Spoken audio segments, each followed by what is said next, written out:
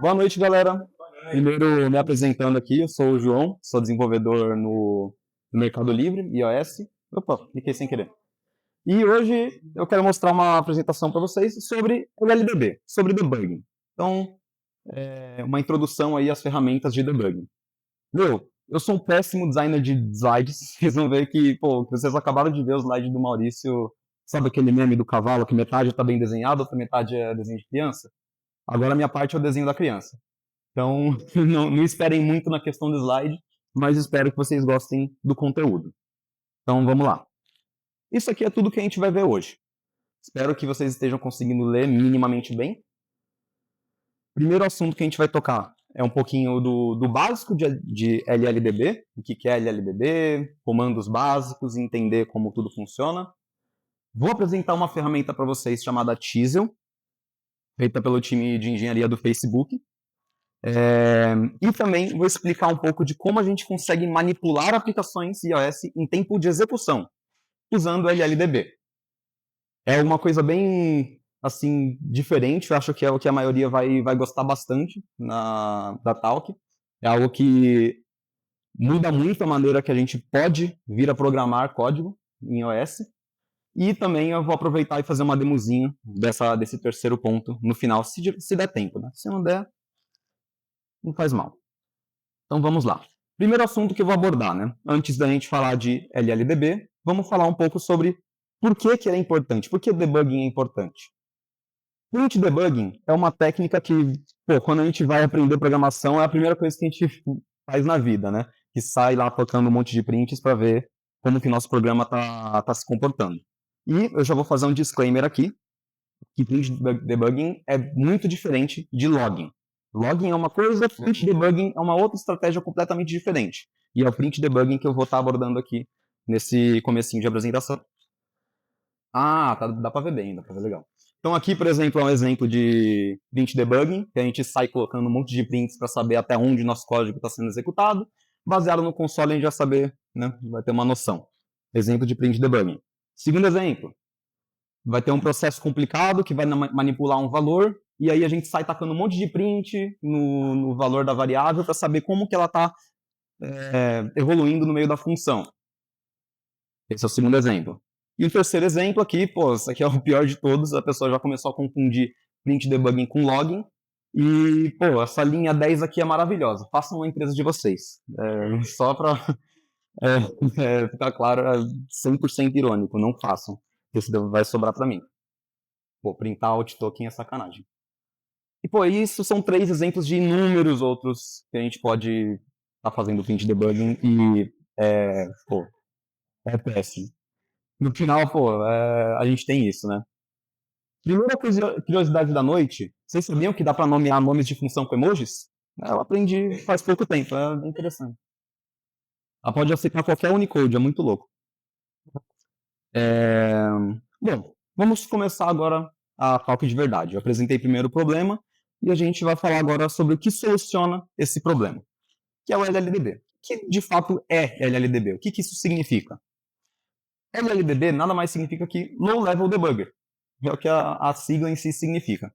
Ele é um projeto open source, gerenciado, na verdade ele é um subprojeto de um projeto open source maior, que é o LLVM, e ele é todo esse sistema integrado à IDE que a gente trabalha, para iOS, macOS, tudo que é Apple, que é o Xcode.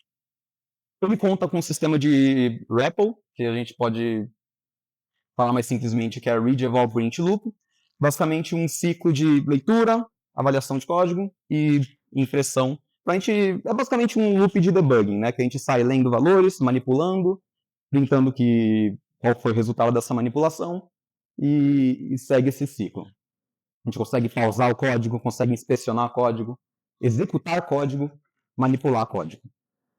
Engraçado que o símbolo da LLVM parece um Pokémon, né? Esse dragãozinho. Segunda curiosidade e a última do dia, que senão a apresentação acaba meia-noite. LLVM, esse projeto open source, ele foi criado por 2 pessoas. Ele foi fundado por 2 pessoas. Uma delas se chama Vakrin Advi, espero que eu não tenha esquecido o nome dele, que é um nome muito complicado, é indiano. E, beleza, isso talvez muitos de vocês não conheçam. Mas o segundo criador é um pouquinho mais famoso. Acho que é um nome que vários de vocês vão conhecer, que é o tal do Chris Lattner. Para quem não conhece o Chris Lattner, ele é um dos desenvolvedores-chave aí do Swiftlang. Foi ele que, trabalhando para a Apple, com vários outros programadores, fez a linguagem do Swift, né, que a maioria de vocês usa para trabalhar nos sistemas da Apple. E é por conta desse projeto que ele foi para a Apple. Por conta de ter feito o LLVM, que ele foi contratado para a Apple para integrar todo esse sistema no ambiente de desenvolvimento da Apple, né? E, pô, efeito borboleta. O cara fez o Swift também, né? Participou da criação do Swift. Muito bom. Chega de curiosidades, chega de trivia, vamos agora para aprendizado, né? Agora eu vou ensinar um pouquinho do básico do LLDB e vamos começar primeiro vendo como que a gente acessa esse LLDB, como a gente acessa esse debugger primeiramente, né? Pô, a alternativa mais trivial para começar, né, é usando o botão de pausa. Não tem nem como comparar qualquer outra alternativa. Você pode crashar seu programa também se você quiser, mas acho que isso aí é uma maneira menos agressiva. A gente pausa a execução do programa e a gente já vai ter acesso ao debugger. A alternativa número 2 é utilizando breakpoints. Então, a gente coloca um breakpoint clicando na linha que a gente quer que o programa pare a execução, né? Antes de executar essa linha, o programa vai pausar, propriamente dito, né? E essa vai ser a aparência do seu programa do seu editor, né? Quando você cair nesse breakpoint. E é bem aqui que a gente tem acesso ao nosso LLDB. Aqui, ó. Tá até aparecendo o nome do bonitão aí. E é a partir daí que a gente consegue executar nossos comandos e inspecionar o nosso programa. Vamos aprender alguns comandos então. Vamos começar do básico. Isso não é um pedido de socorro. É apenas um dos comandos que a gente pode usar no LLDB. O comando help, ele vai listar literalmente todos os comandos que a gente pode executar. É uma lista gigantesca de comandos que a gente tem disponível no LLDB. A gente não vai usar um décimo disso, porque é comando pra caramba. A gente pode até usar ele mesmo para entender que o help funciona. A gente pode usar help para saber o que o help faz, né? Apesar de, pô, se você usou help, você já sabe o que help faz. Então, meio redundante. Mas eles deixaram por precaução, né? E aí ele fala o que o comando faz. Muito interessante o help. Como a gente pode imprimir dados no console? Pô, a primeira palavra, né, do REPL, que a gente falou agora há pouco, né, que é o read, eval, print, loop, é o que a gente vai abordar nesse slide aqui, imprimindo dados no console. Nossa, falei totalmente errado, isso é print, era o último, né? REPL, vem print do P. Print label.text, é isso. A gente vai aparecer aí o valor dessa propriedade no debugger. Label é uma UI label que está sendo armazenada aí no meu código. E a gente consulta qual que é o valor da propriedade text dessa label. É a maneira mais simples que a gente tem de imprimir dados no console. O LLDB ele permite a gente abreviar comandos. Essa abreviação é basicamente um prefixo do comando que a gente quer executar. Então, todos esses comandos aqui são válidos e basicamente executam a mesma coisa. Print, prim, pri, pr e p executam literalmente o mesmo comando que é print, porque todos são prefixos do comando print. Só às vezes que não funciona é quando ele conflita, né, esse prefixo conflita com o prefixo de outro comando, como por exemplo, existe o comando process.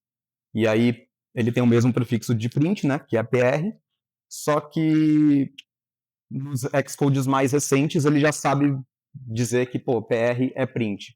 No Xcode mais antigo, se você tentar rodar pr label.text, ele vai dar um erro falando que é um comando ambíguo. Ele pode executar tanto process quanto print. Mas, beleza, eles alteraram isso, né? Na hora que eu fui fazer a apresentação. Como a gente pode imprimir dados complexos?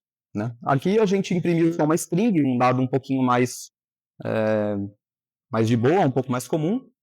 E se a gente quiser imprimir a label inteira?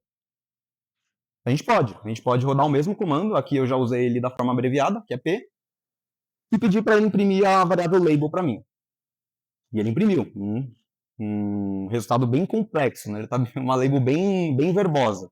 E talvez não seja bem o que a gente quer. A gente pode usar um outro comando, que agora a maioria de vocês vai conhecer, para imprimir a descrição desse objeto. que é uma descrição um pouquinho mais legível, que é o comando PO. PO, acho que a maioria de vocês já deve ter usado no LLDB.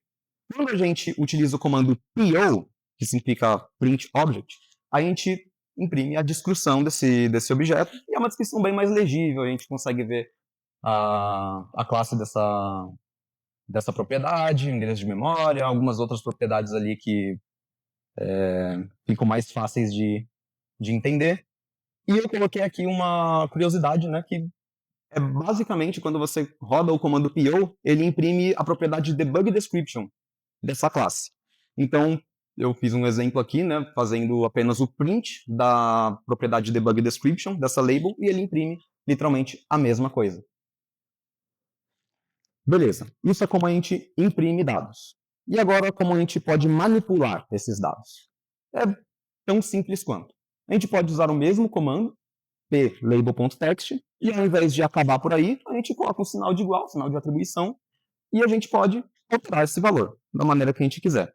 Nesse exemplo aí, eu falei que o texto da label vai ser dado manipulado, e ao executar o programa, né, voltar com a execução do programa, porque ele estava pausado, ele manipulou o texto e ele aparece para mim o texto que eu coloquei. E aqui eu coloquei até um subtítulo meio estranho aí, né? Pô, manipulando dados com um comando chamado print, né? Isso pode ser um pouco contraintuitivo, mas depois a gente vai entender por que isso acontece. Variáveis de debugging. Aqui já começa a aparecer uma coisa que talvez muitos não conheçam, mas é uma funcionalidade muito interessante. A gente pode criar variáveis também dentro do LLDB. Aqui, por exemplo, eu estou criando uma variável chamada full, e ela recebe uma string bar. Faço a mesma coisa, crio uma variável chamada bar e coloco uma string full. Eu consigo printar a junção dessas duas variáveis, que elas ficam presas no LLDB, né? Então, print variável full e variável bar, somadas, né? E ele devolve para mim bar full.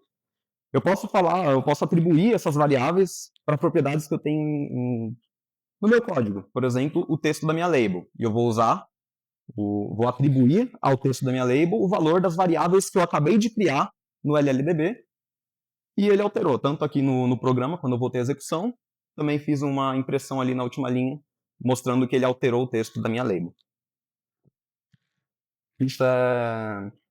aqui eu também deixei um outro exemplo aqui, que é, eu posso também fazer operações em cima dessas variáveis e alterar elas durante o contexto, né, do LLDB, fazer vários cálculos loucos e tudo mais, fazendo testes no meu código.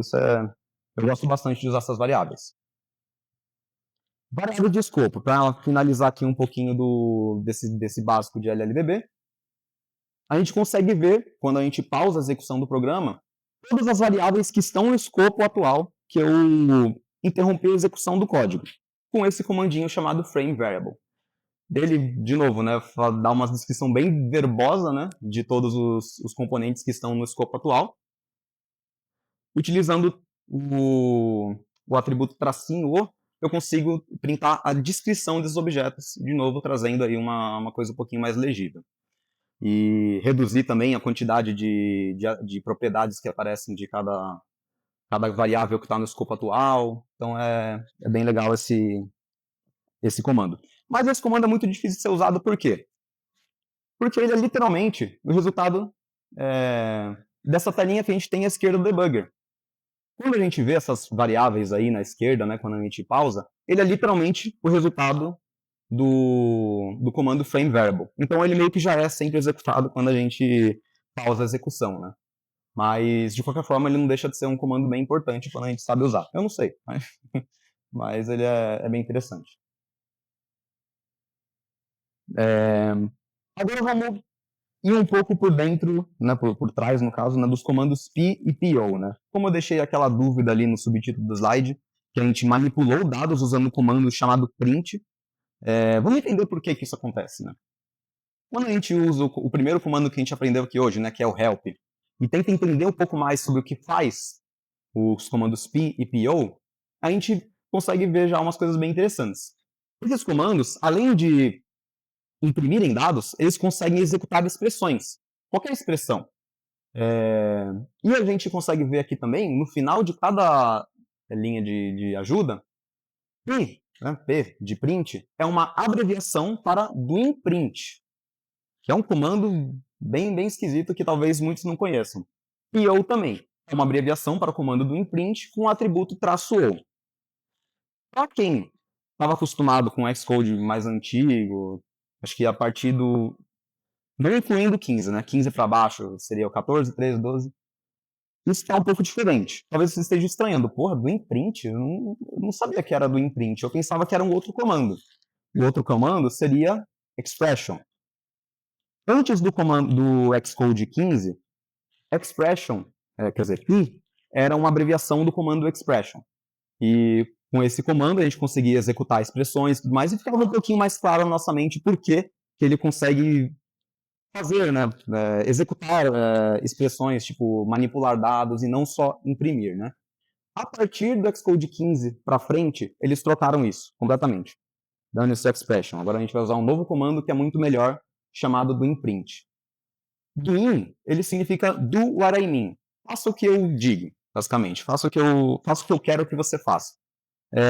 Segundo o pessoal do Xcode, né, eles decidiram que esse comando ele é muito mais fácil de ser usado e geralmente ele devolve as coisas que a gente espera que ele vá devolver, e antes não acontecia com expression, ele podia retornar coisas que às vezes você não estava esperando ou dar erros, e o do imprint é um pouco mais robusto nesse sentido. Mas no final eles fazem literalmente a mesma coisa. E vamos ver um pouquinho mais a fundo do comando expression, porque ainda assim é um comando muito interessante que ainda existe. Por mais que o print, né, substituiu o uso do expression por do imprint, o comando expression ainda existe e ele é bem interessante. Quando a gente utiliza o comando, aqui eu estou usando mais uma abreviação, né, que é o E, vocês vão notar uma pequena diferença.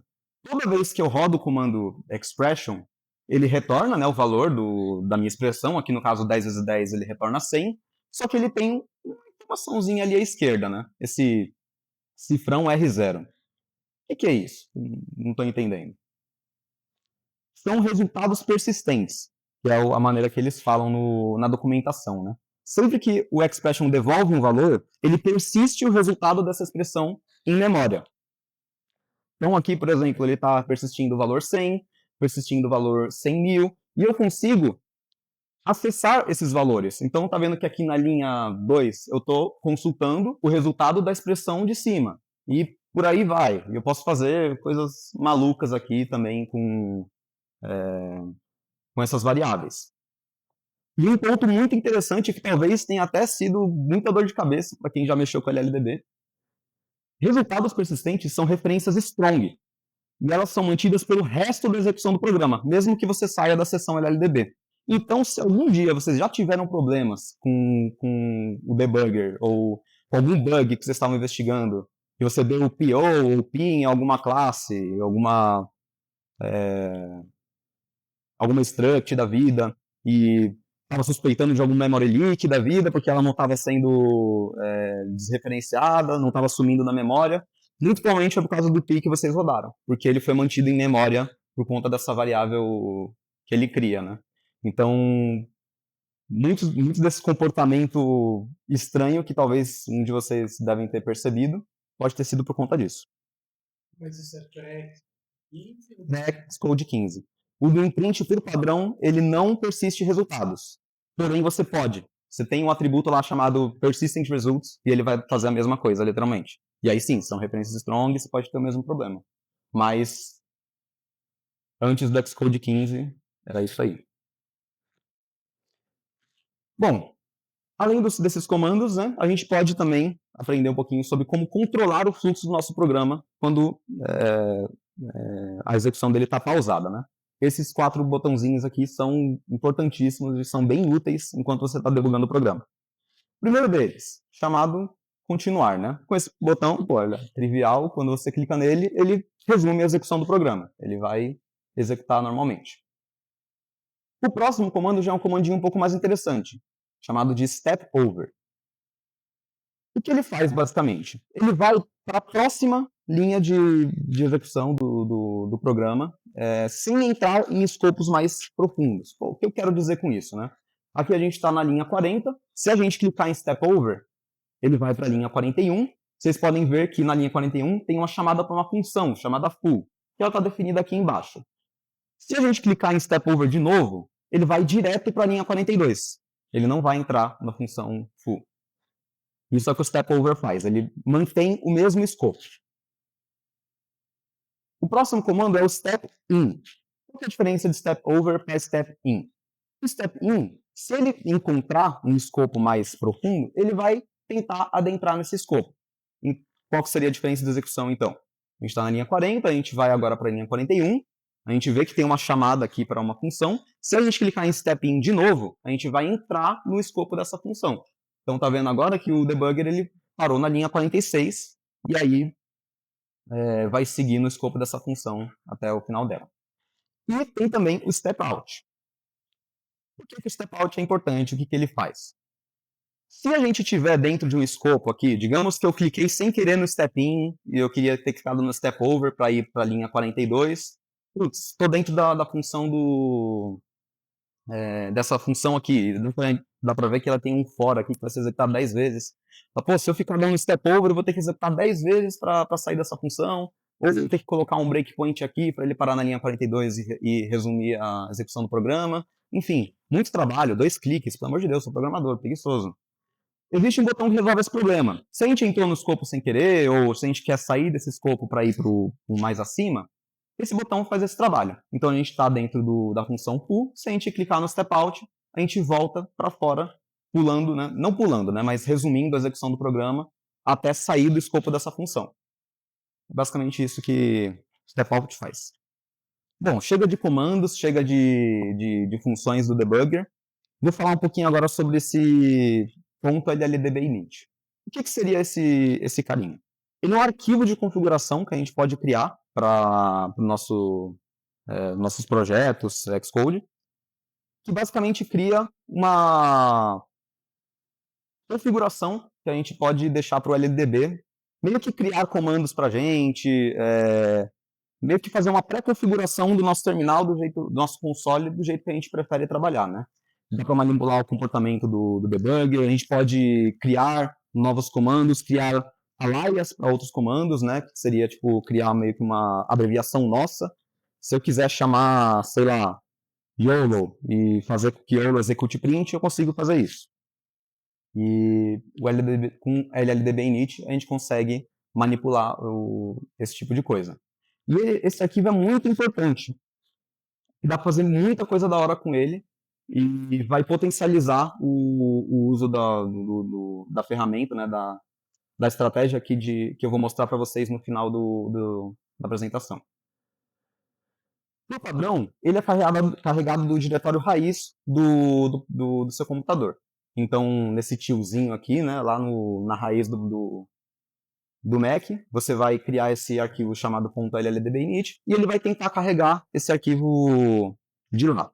Porém, você pode configurar também alguma coisa mais específica do seu projeto. Criar um arquivo dentro de um projeto GitHub que vai ser compartilhado por todo mundo da equipe. Isso é possível fazer também por meio dessa configuração. A gente coloca esse source root, que é um token aí do Xcode para se referir à pasta do projeto, fala o nome do arquivo, que deve ser .lldbinit, e pronto, ele vai pegar o arquivo desse lugar aí. E aqui eu deixo um exemplo do que é esse arquivo, o que ele faz. Aqui, por exemplo, eu estou tirando o alias p e po, né? Eu estou tirando a abreviação desses 2 comandos, e eu estou criando a minha própria abreviação, né? Então, digamos que eu sou um desenvolvedor que odiei o do imprint, não gostei do que ele faz, eu prefiro muito mais o expression, eu sou raiz. Você pode tirar o alias de PIPO, agora PIPO não vai fazer mais nada. Você pode criar um novo alias dos mesmos comandos que vão executar expression ao invés do imprint. Você também pode criar novos comandos aqui, como por exemplo esse command regex, que aí eu estou criando um comando chamado print whatever, e qualquer coisa que eu passar para esse comando, ele vai imprimir. E eu criei um alias para o meu próprio comando, chamado pw, que ele vai executar o meu comando print whatever, e aqui um exemplo do que vai acontecer quando eu usar esse comando pw, né? Se eu chamar o comando pw foobar, ele vai imprimir foobar, basicamente. É isso e muito, muito, muito mais. O LLDB ele é capaz de fazer milhões de outras coisas, ele é muito mais complexo, muito mais profundo. Isso aqui é o básico do básico, tipo a ponta do iceberg, como por exemplo breakpoints, dá pra gente configurar watchpoints, dá pra gente programar em Python, fazer scripts que vão ser executados no LLDB, inspecionar threads, stack frames, milhões de coisas. Mas a gente não precisa de tudo isso para aproveitar ao máximo o LLDB. Aqui eu vou falar rapidamente dessa ferramenta chamada Teasel, antes de continuar para o que mais interessa, né? Como eu já falei, o Teasel é uma ferramenta do Facebook, tá no GitHub deles. E ele é basicamente uma coleção de comandos LLDB. No fundo, ele é basicamente um arquivo LLDB init que eles criaram, junto de inúmeros outros scripts, que são uma coleção de comandos que auxiliam no desenvolvimento, no debugging de aplicações iOS. Aqui, por exemplo, a estrutura de arquivos desse projeto Teasel. Todos eles são scripts em Python, são importados via LLDB init, e ele é completamente extensível. A gente pode criar nossos próprios comandos e inserir no contexto do Teasel, se a gente quiser. É uma ferramenta muito interessante. Aqui tem um README, não vou passar muito por ele, porque vocês podem acessar aqui o repositório, vocês vão ter acesso a ele, mas aqui ele basicamente ensina como que você pode implementar ele na sua máquina e no seu projeto para você usar esses comandos. Não vou passar por vários comandos do Teasel agora, porque não interessa tanto. A gente vai falando mais ao longo da apresentação. E aqui, como a gente configura ele no nosso LLDB init. A gente dá um comando de script import, coloca o diretório onde a gente instalou o LLDB, e o Teasel e Neves, que já vai funcionar perfeitamente. Mais para frente eu mostro alguns exemplos de comandos do Teasel. Bom, é isso. Vamos agora para o que interessa de verdade. Vamos juntar toda essa maçaroca que a gente aprendeu e tentar fazer uma coisa bacana. O LLDB é um debugger excelente, já deu para perceber, né? O que mais ele é capaz de fazer, além de só debugar, né? Além de só imprimir valores, mudar o texto da minha label, poxa, isso é muito trivial. Será que dá para fazer uma coisa um pouquinho mais legal? Se você pudesse testar o seu código iOS em tempo real, sem precisar de uma recompilação. Pô, existe o SwiftUI para isso, né? Existe o Preview, existe Zib para isso. Mas, pô, se a gente tirar isso da jogada, seria uma coisa bem interessante. E com a LLDB, a gente é capaz de fazer isso. E agora a gente vem para essa nova etapa. Alavancando o desenvolvimento com a LLDB. Agora, a partir daqui, não se trata mais só de debugging. Se trata de auxiliar o desenvolvimento. Bom, esse aqui é o app de demo que eu fiz aqui rapidamente para essa apresentação. Muito simples. É um cardzinho com nome, é um card muito simples. E a minha intenção é mostrar um novo card aqui embaixo. Esse card preto aí com texto branco, nada muito especial, uma coisa bem simples. A gente consegue fazer isso em 10 minutos, roda o código e já vai aparecer aí sem maiores problemas. Mas e se eu não quisesse recompilar o meu projeto para fazer isso acontecer? Será que é possível, com essa tamanha complexidade, eu criar uma view, configurar ela, configurar constraints e fazer ela aparecer em tempo real, sem nem clicar no build de novo? Vamos tentar fazer isso. Então, quais são as 3 etapas que a gente tem que fazer aqui? A gente tem que, primeiro, criar e configurar essa view, esse quadrado preto com texto dentro. Criar e configurar uma UI label para ser colocada dentro desse card preto. E adicionar eles na hierarquia de views, para fazer eles aparecerem bonitinhos. Então, vamos lá. Primeiro, eu pausei aqui a execução do meu programa e abri uma interface chamada de Debug View Hierarchy, para debugar a hierarquia de views. A gente consegue acessar essa visualização por meio desse botãozinho aqui, esses 3 quadradinhos empilhados um na frente do outro. Clicando nele, a gente tem acesso a essa tela, e é a partir dela que a gente vai configurar a nossa view. Primeira coisa, criar e configurar uma UI view, que vai ser o container, né, desse quadradinho preto.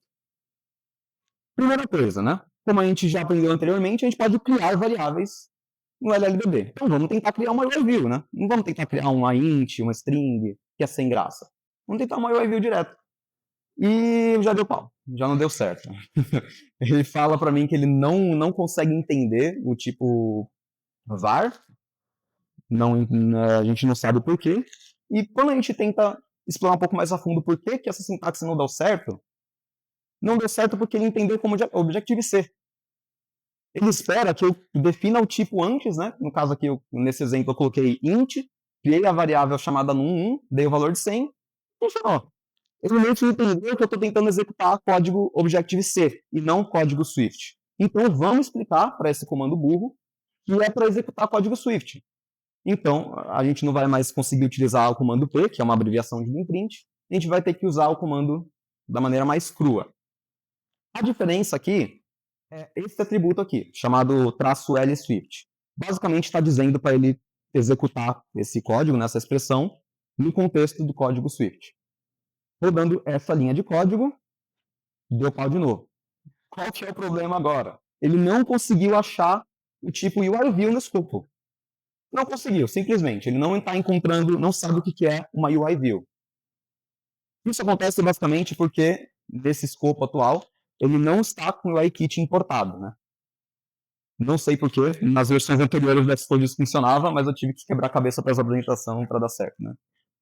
Xcode novo, esse do imprint deu muito problema. Mas enfim, a gente pode resolver isso simplesmente importando o UIKit. Então a gente executa o mesmo comando, dá um import UIKit, e agora sim, olha que beleza, a gente conseguiu criar a UIView. Primeiro passo feito, né? Agora tem milhões de outros passos. Dá para ver aí que a gente já consegue acessar a variável cifrão view. Bom, aqui a gente vai alterar um pouquinho o comando para usar esse atributo "-o para a gente conseguir ver a nossa view de forma um pouquinho mais elegante, né? Não ser essa maçaroca aí de propriedades que não nos interessa. Bom, a partir daí a gente consegue manipular essa view do jeito que a gente quiser. Então a gente pega aí a variável que a gente criou, cifrão view, a gente pode trocar a cor de fundo dela, no caso eu já defini que a cor de fundo dela vai ser preta, e eu dei um corner radius só para ele ficar bonitinho lá com as bordas arredondadas. Próximo passo, vamos criar a nossa label, que vai ficar dentro do nosso container preto, né? Então aqui, mesma coisa, é código Swift a partir daí, né? Vai label, a gente cria uma UI label, a gente define o texto dela para novo card, a gente fala que a cor do texto vai ser branca, e a gente roda o nosso querido translates outer sizing mask into constraints. Parece um verso de um rap americano. Para conseguir usar as constraints no nosso código, né? Perfeito. Criamos a nossa label e agora, próximo passo é a gente configurar essa label dentro do nosso card. Então, de novo, código Swift. A gente adiciona a subview para a view que a gente criou, no caso a label. A gente cria umas constraints para centralizar ela. No caso, eu estou criando duas constraints aí, uma para centralizar horizontalmente, a outra verticalmente, um jeito mais fácil de centralizar. E ainda não está pronto. A gente quer apresentar esse card logo abaixo do nosso, né? Até então a gente só criou a view, só que a gente não adicionou ela em nenhum lugar. Qual é o próximo passo? Nesse app de exemplo, eu tenho uma stack view vertical aqui no começo do app, que eu posso simplesmente adicionar meu card nessa stack view e ele vai aparecer abaixo do meu primeiro card. Como que a gente vai conseguir colocar um card, manipular, pegar essa stack view, no escopo nada a ver que eu tô, jogar essa view nova dentro dessa stack view e ver isso no simulador? Não sei nem por onde começar. Vamos lá. Voltando ao debug view aqui, agora que ele vai ser muito útil. A gente consegue acessar aqui a stack view. Vocês podem ver aqui nesse azulzinho que está selecionado é a stack view. Está até aparecendo aqui as informações dela. E tem um dado muito importante aí que a gente vai utilizar para conseguir manipular ela, que é o endereço de memória. Esse address. Talvez muitos de vocês nem tenham dado bola já uma vez no desenvolvimento. Que é uma informação meio que, nossa, que legal, o endereço de memória da view. Mas agora vai ser muito importante. Por quê? Com esse endereço de memória, a gente consegue rodar um comando muito legal do Swift, chamado unsafe bitcast.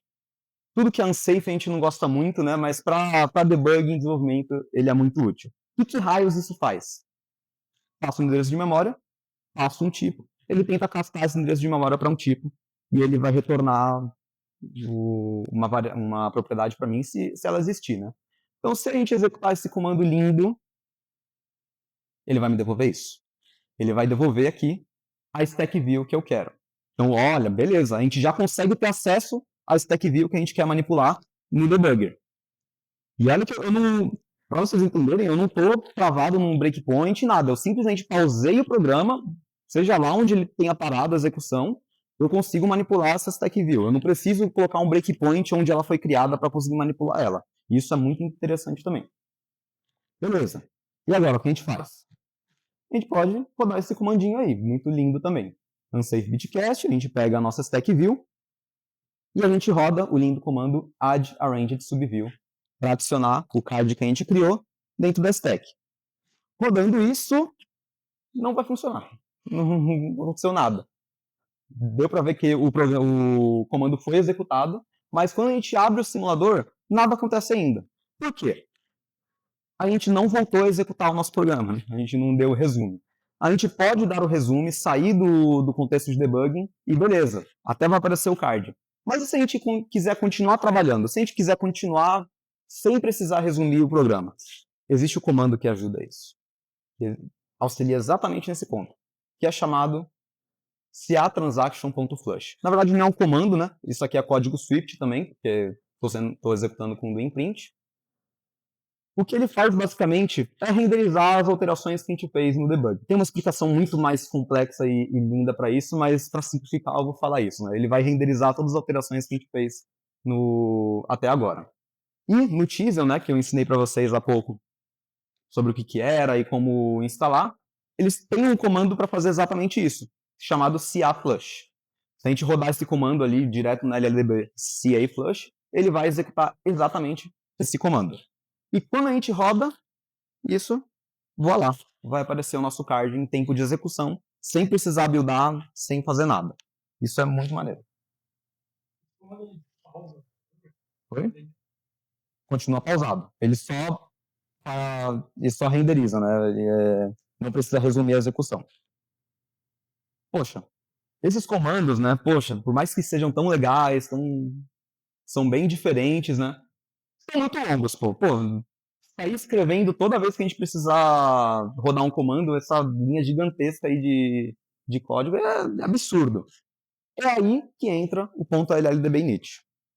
A gente pode criar um LLDB init, criando alias, no caso, abreviações, né? Ou criando comandos em si, para facilitar toda essa parafernália que a gente fez aí. Basicamente, o que eu estou fazendo aqui eu criei um comando chamado ss, que vai executar aí esse do imprint gigantesco, e ele já vai fazer para mim a tarefa de importar o UIKit, e ele vai configurar uma maneira elegante de eu rodar esse unsafe bitcast aqui, e eu não ter que decorar esse comando toda vez que eu for utilizá-lo. E na linha de baixo, eu crio um novo comando chamado Swift, e eu posso rodar código com esse comando simplesmente escrevendo Swift, espaço, e o código que eu quero executar. E ele é muito interessante porque ele tem esse defer aqui. O que esse defer faz? Basicamente, quando esse código terminar de ser executado, ele vai rodar o setTransaction para mim. E aí eu não preciso ficar sempre rodando o setTransaction para ele renderizar. Então, olha como fica muito mais fácil o uso dessa estratégia, dessas ferramentas, quando a gente tem esse LLDB init configurado. Digamos que eu queira deixar a cor de fundo totalmente vermelha. Como que eu vou fazer agora com esse LLDB init que eu criei? A gente vai lá, volta no debug de view hierarchy, a gente pega o endereço de memória da view que a gente quer alterar. Primeira coisa que a gente faz, roda o comando ss que a gente criou, que vai importar o UIKit, vai configurar a nossa extensão, e a extensão essa que eu criei foi esse cifrão from, que deixa muito mais fácil da gente pegar um tipo pelo endereço de memória, né? Roda o comando Swift que a gente criou também. O tipo que eu quero castar esse endereço de memória, UIView, usa a extensão que a gente criou, e eu consigo alterar ela diretamente. Fala background color é igual a vermelho. Pô, simplificou muito o processo, simplificou muito todo o processo, né? E quando a gente roda esses dois comandos, pronto, vá lá. Ele já altera a cor de fundo para vermelho. Não precisa, só precisa lembrar do SS e do Swift. Ficou muito mais fácil. Bom, basicamente é isso. Eu tinha reservado um tempinho aqui para demo, não sei se vai dar tempo, se estamos perdendo de tempo. Dá tempo? Perfeito, boa. Ótimo. Mas antes, né, se alguém tiver alguma dúvida, alguma pergunta, quer mandar, tipo, eu posso usar também a demo para fazer um live coding aqui, tipo, dá para fazer isso aqui? Dá para, se você tem uma ideia maluca que vocês estão loucos para testar quando chegar em casa agora, pode perguntar para mim que eu tento fazer aqui na hora e vejo se dá certo. Mas, bom, é basicamente isso. Alguém tem alguma pergunta? Ah, tem várias perguntas, pode começar.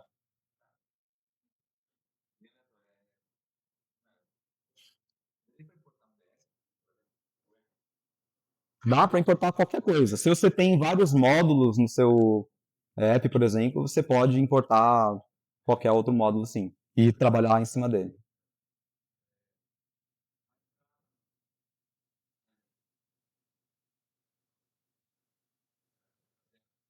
Com certeza, exatamente. É algo totalmente para desenvolvimento. Esse foi um exemplo muito trivial que eu dei. Mas, além disso, né, você pode fazer milhares de outras coisas com essa estratégia. Se você tem uma view que tá te dando problema, está difícil de configurar, você pode pegar ela, manipular ela da maneira que você quiser e ver como ela se comporta. Sei lá, digamos que você está tendo um problema com aquela stack view que não está desenhando todos os componentes que você quer e você não entende por quê. Aí você vai brincar com várias propriedades e não dá certo.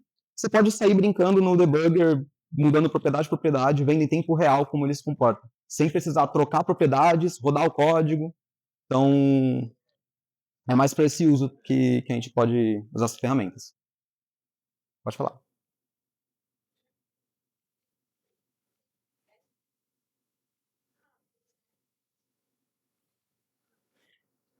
Por isso que foi um exemplo muito trivial que eu dei, né? Imagina, você vai sair codando uma view toda do zero, pô, você vai, realmente, quando você parar a execução do programa, vai morrer todo esse contexto. Então, geralmente, o que eu costumo fazer, né, é alterações simples que eu quero validar, fazer uma POC, tipo, funciona, sem precisar compilar meu projeto inteiro de novo. Vou lá, faço uma coisinha, falo, dá certo, eu posso fazer desse jeito. E aí eu já vai estar lá no debugger, né, todos os códigos que eu rodei, e eu posso só transcrever isso para o código em si do meu programa. Mas realmente, ele morre tudo quando você para a execução. Você tinha uma pergunta?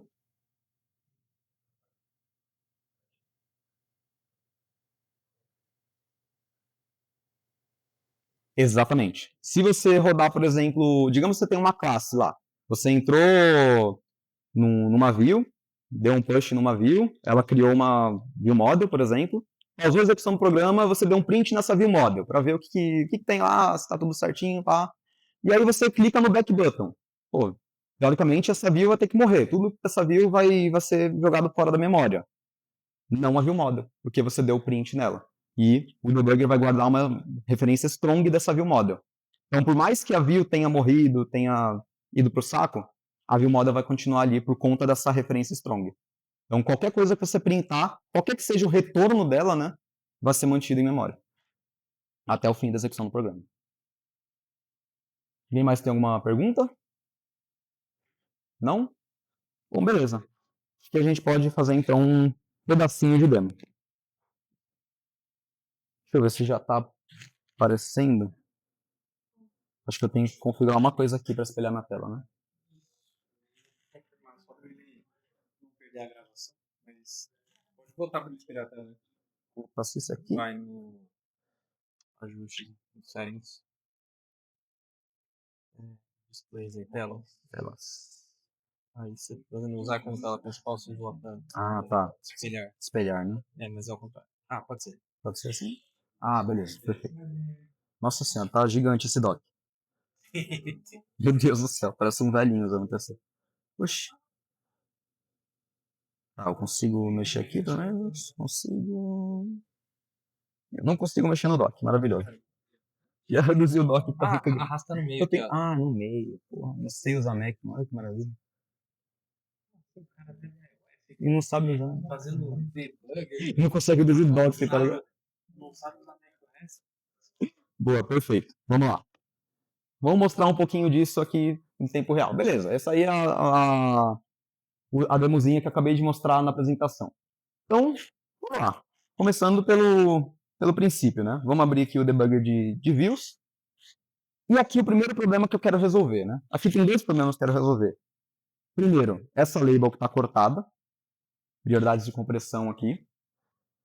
Vou tentar fazer em tempo real, né? Sem precisar rodar o código de novo, fazer com que ele apareça em duas linhas. E o segundo problema é essas duas pios aqui. Tem muito mais conteúdo nessa daqui, eu queria dar prioridade para esse cara. Só que ele está dando prioridade para minha primeira label. E eu não quero dar prioridade para o meu nome. Quero dar prioridade para outra piozinha, né? E dá até para ver que já tem warning aqui de constraint, né? Vamos tentar resolver tudo isso, né? Em tempo de execução. Digamos que eu não sei qual é o problema e eu quero descobrir. Então, a gente vai experimentando aqui no debugger e quando a gente tiver o voilá, a gente consegue mudar o nosso código. Então, primeira coisa, eu já tenho tudo configurado aqui no ambiente, já tinha o LLDB init, já carregou todas as paradinhas. Então, vamos começar manipulando essa UI label aqui. Primeira coisa, eu vou rodar o comando ss para ele importar o UIKit, fazer toda aquela parafernália que precisa fazer, senão ele dá erro. Rodar o comando swift e eu vou tentar acessar essa UI label, né? UI label.from, que é a função que eu criei lá. Colo aqui o endereço de memória e se eu rodar isso aqui, beleza, a gente já tem uma label, ele já identificou a label que eu quero. Mano, eu esqueci o nome da propriedade. Esse é um problema também que eu queria abordar. O debugger, ele não tem autocomplete, pô. Ele não é um editor de código, né? Mano, às vezes tem. Só que aqui, por exemplo... Quando você acaba de digitar um ponto, aperta S que ele mostra.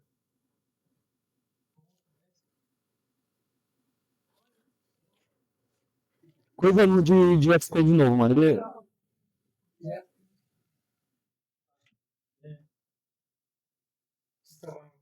Talvez, quando a gente não tenha pausado o programa do nada, se a gente estiver no escopo que ele foi criado ali, ele pode até pegar um autocomplete. Eu também me lembro já de trabalhar com autocomplete dentro da LLDB. Só que nessa situação específica, ele não tem.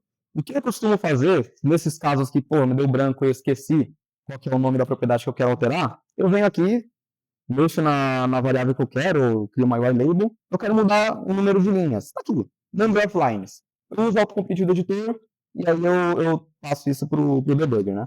Number of lines, vou passar para 2, e ele já vai executar bonitamente lá o CI Transaction Flush e tudo mais. E se a gente abrir aqui o simulador, olha lá, agora já tem duas linhas. Em tempo real, não executei de novo nem nada, ele alterou a label para mim.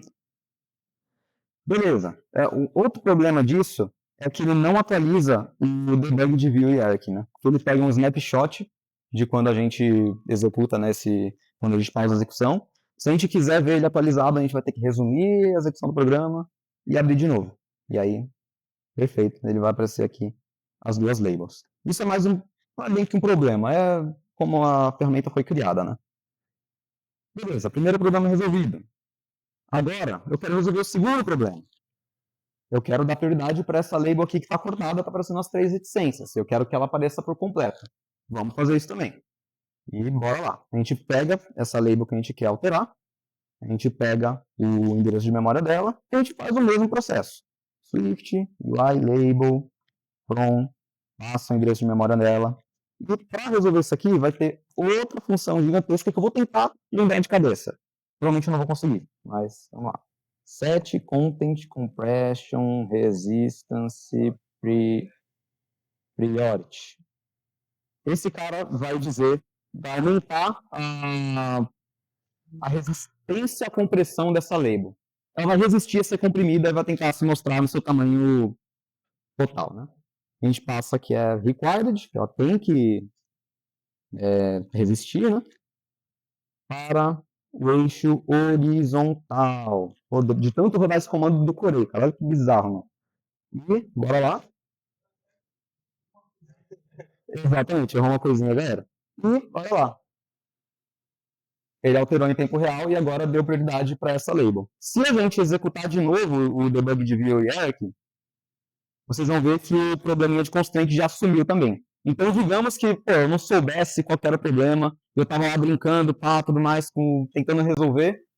Eu consegui resolver o problema aqui de constraint, agora eu posso ir lá no código, copiar essa linha aí que eu coloquei, esse comando que eu usei, colocar lá no meu código e resolver o meu problema. Digamos que eu tenha tentado 10 comandos antes, né? Pô, eu já me salvei de 10 compilações no meu projeto para fazer isso acontecer. Bom, eram só esses dois exemplos muito bobos que eu queria mostrar para vocês nessa minúscula demo. Eu não queria tirar muito tempo, né? Mas, enfim, eu espero que tenha ficado claro também a mar de possibilidades que isso abre, né? Tudo que a gente consegue manipular usando esses dois comandinhos que foram criados, né? O SS e o Swift. Literalmente, o limite é a nossa criatividade. O quanto a gente quiser manipular o programa, a gente consegue com essas variáveis.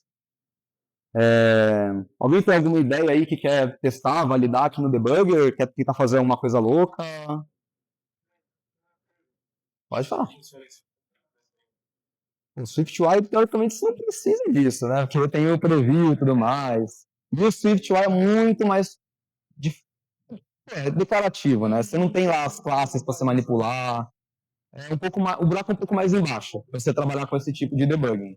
E eu diria que serve mais para UIKit, AppKit, as coisas mais interativas, não para SwiftUI. Então, para quem trabalha aí nas empresas que ainda trabalha com o UIKit da vida, isso serve muito bem. Bom, beleza. Era isso que eu queria mostrar. Voltando aqui para a apresentação, para finalizar, que agora está todo mundo com fome, né? Chegou as pizzas. Eu deixei um QR Code aqui, se vocês quiserem escanear. Não sei se vai conseguir escanear aí de longe, mas basicamente é um gist do GitHub que tem aí algumas coisas interessantes. Primeiras coisas, esses dois artigos aqui são os artigos que me incentivaram e influenciaram a fazer essa talk. E foram com esses artigos que eu aprendi muitas dessas técnicas. Primeiro, Leveraging Swift in Xcode's LLDB, de Max Chukimia, e Dancing in the Debugger, uma valsa pelo LLDB, de Ari Grant. Esses dois artigos são muito antigos, né? Pô, esse aqui do Ari Grant é de 2014, eu trabalhava com Objective-C ainda, e esse outro é de 2020, 2021, então tinha muita coisa desatualizada. Aí o que eu fiz foi pegar, me inspirar muito nesses artigos e passar para um ambiente de desenvolvimento um pouco mais moderno, né, do dia a dia agora da gente, que já estamos aí no Xcode 15, né? Quando os artigos foram criados, era Xcode 12 e Xcode, sei lá, mano, não sei nem qual Xcode estava em 2014. Beleza, são esses dois artigozinhos. Tem um link também para o repositório do Xel para ficar ali em tona. E eu deixei o exemplo do arquivo LLDB init que eu usei aqui. Então, com esse arquivo, vocês vão poder configurar no computador de vocês e ter acesso a esses dois comandinhos.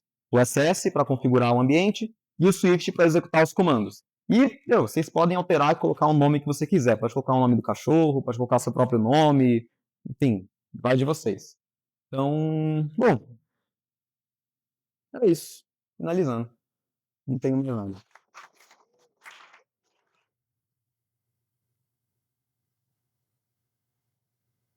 Pô, não sei se ficou uma pergunta aqui no Cocoa Heads. Já respondi?